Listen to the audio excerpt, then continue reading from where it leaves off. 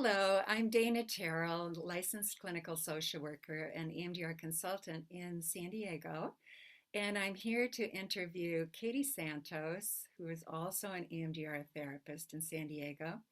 And the two of us were a research team recently on a pilot study of my protocol of integrated Bowen and EMDR utilizing Nacho Herrera's IGTP OTS protocol, which means Integrated Group Treatment Ongoing Traumatic Stress Protocol. And Katie served as the emotional protection team member on our research team. So she has agreed to answer some questions. She did an outstanding job.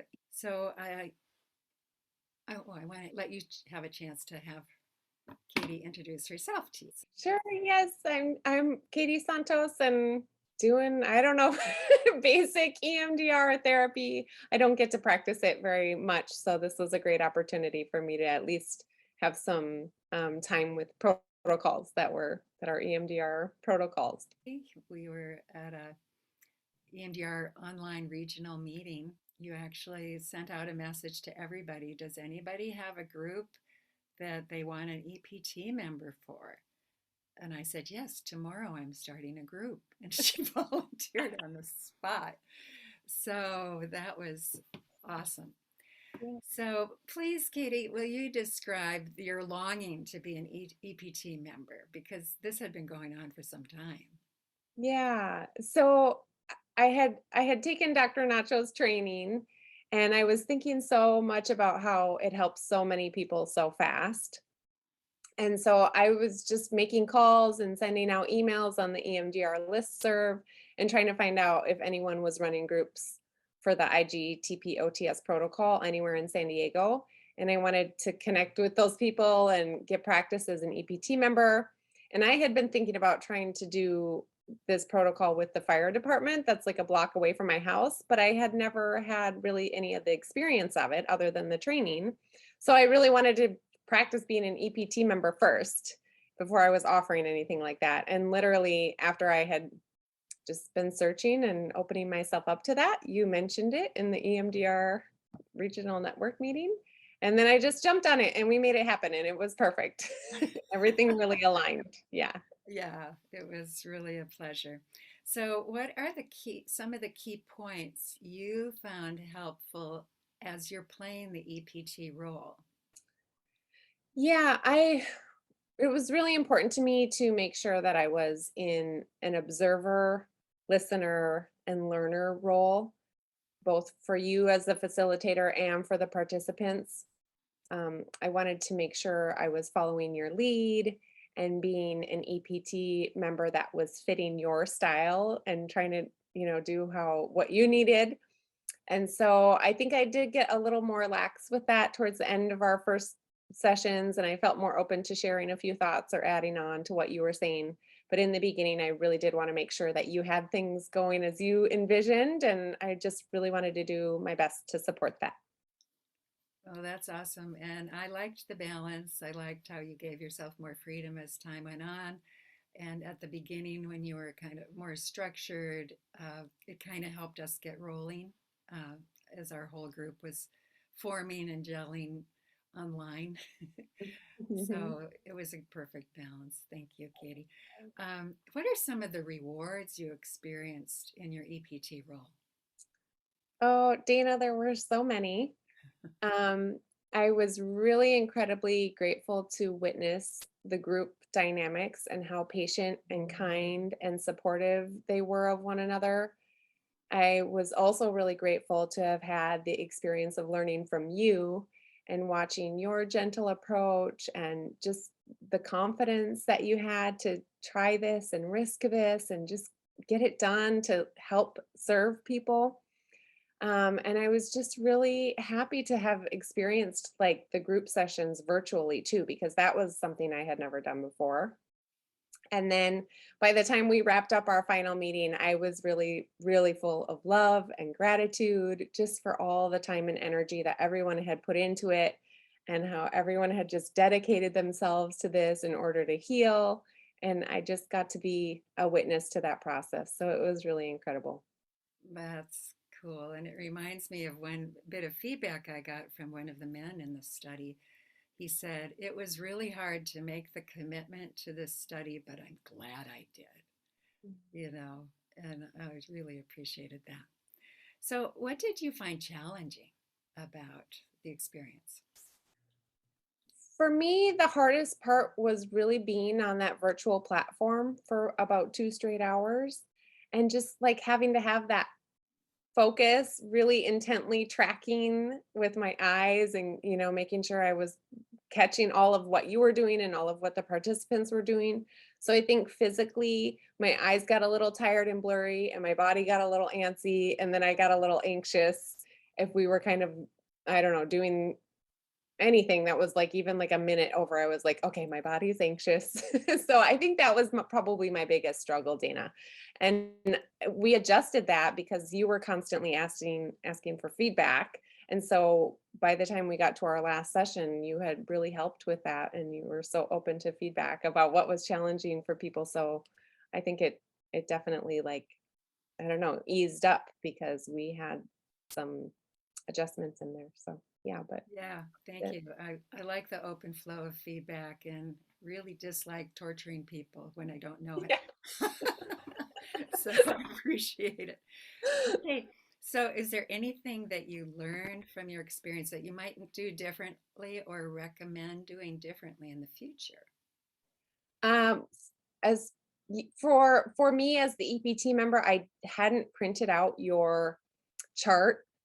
So I wasn't tracking that initially, like physically. And then I printed that out, and that was much better. And it was more helpful for me because I could check off like the different boxes that we were in. So I knew when we were in butterfly hug, when we were in accessing the memory, when we were in suds. And I wasn't doing that initially. I thought I could look at it on my computer. But so it was helpful for me to actually get your sheet printed. So I would definitely do that from the start. Okay, that's a great suggestion. I'll keep that in mind too. Um, how about any suggestions on structural changes for the future? Do you have any ideas there? Yeah, I think I generally felt really good about the structure of the meetings. It did, like we kind of talked about, it did take a few sessions to just get in the swing of things. Um, but it was also really helpful for me to have available and follow along on Dr. Nacho's the EMDR IGTPOTS protocol. That one I had up on my computer so I could follow where you were like reading, right? Mhm. And but I think I'm not sure how that would differ with EPT members, that with multiple EPT members online, and tracking specific participants and how dividing that up would be. So I think that would maybe take a little more effort structurally, if there's more EPT members on the virtual. Yeah, it has to be really clear boundaries as to which group they're responsible for, and they will have it set up so they can actually break out into breakout rooms with any one, two, or more of their members if needed. If there's any questions, or they can, like you did chat with people Yeah. individually or more than one. So Mhm. that worked well. So you served online, as you said, for the first time, and you got to see how it worked online. And the amazing thing is, it can work online. Um, Group therapy, and this is interesting because this is actually individual group therapy in a group, whether it's online or in person. Each person is working on their own stuff. They don't share what it is because I figure everybody has enough trauma of their own. They don't need to hear about other people's trauma. So it's very unique group therapy, except we all know everybody's concerned about conflict. Everybody knows that's a relevant topic for them to heal from. So there's the united feeling. Um, but have you served in person yet? I guess you haven't. What do you think, though, would be different if you did serve in person? Mhm. Yeah, I haven't done in person. Um, I think my energy would be different because I don't know, just from the videos I've seen with Kelly Smythe Dent, there's a, they're able to kind of move around the room. And I think that would be different for my energy or anybody's. I don't know. I mean, everybody, it's hard to just kind of stay focused in on the screen.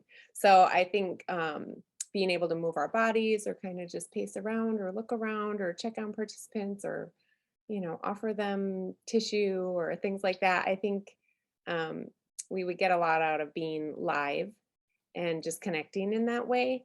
Um, but I think right now there's people that really like doing the virtual and there's people that really would want in person. So there's kind of going to be that balance of, you know, Yeah, and whoever you can in whatever manner.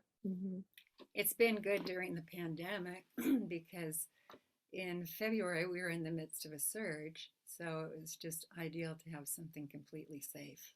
Yeah. Um, and I have served in person before as the EPT member. When I was first trained uh, in this protocol, we were trained about an hour before the training so that we could be the EPT members at the training.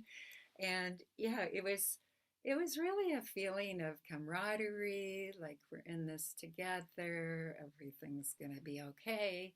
And we played that little role to help that, just in the ways you described. There's exactly those ways. So, and I've done workshops when people cleared 3 traumas in one day. Nobody complained about the length because we had that in person feeling. We had breaks, we had chances for people to connect with other group members. And so that was when they got more of the benefit of the group by being live. Mhm. So I'm planning to do a large randomized control study in October when we would need 6 EPT members and 60 participants who are healthcare workers challenged by conflict, which unfortunately is a relevant topic. And it could be that it's conflict with their patients, or it could be it's conflict with coworkers. And even whenever we do EMDR, we're often looking at the past. Oftentimes, people have more problems with current conflict because they did have problems that never resolved completely in the past. So that's the value of this OTS protocol, which means ongoing traumatic stress, is that if you clear 6 of those experiences, it makes a huge difference, not just for your mind, which doesn't it's not no longer cluttered with unresolved trauma, but your body dumps off a lot of that tension and trauma. And personally, I'm hoping it'll save some people from deciding to leave the field, because there are healthcare people who have left the field already and some who are seriously considering it. So this is a really important group to serve.